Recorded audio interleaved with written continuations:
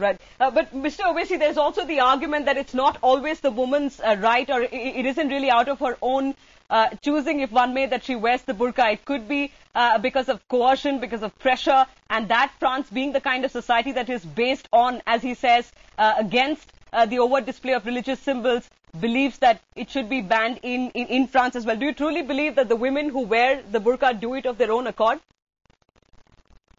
Of course they do it on their own accord. You have Sadia Dehlvi over there. Has anybody pressurized her from wearing a burqa or not? That's a personal choice. That's a personal decision. What Sarkozy is saying is Talibanization in reverse. I mean, you cannot stop anyone from... See, burqa is a religious symbol. As far as Muslim women is concerned, they wear it because the Quran and Sunnah directs them.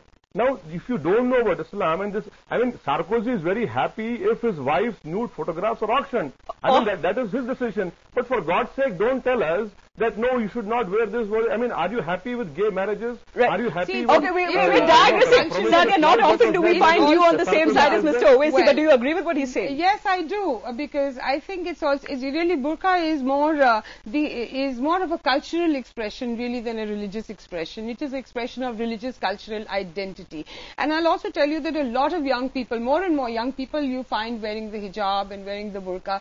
It's also an assertion of that Muslim identity, especially in the context, in the scenario of, the war on terror being linked to the, a war on Islam. Right. And so it threw up a completely new generation. I mean, my nieces, my young friends, there are a lot of them. Right. I mean, I don't wear the hijab or the burqa, but I'm surprised and amazed at a lot of young women who are educated, talented, bright, working. They're very happy to wear the burqa and or the hijab. Many. What Sadia is saying, in fact, has been reflected many times over. We've seen in many societies that, especially post-11 and the kind of racial profiling one has seen and the stereotyping of Islam, if one may, has seen more and more young people, second generation, third generation immigrants to countries like the United Kingdom, the United States, actually wearing their religious identity on their sleeve as a matter of protest.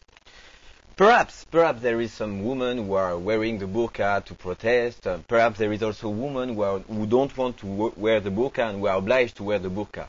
But I think the question is not there. It's not a political question. It's not a religious question.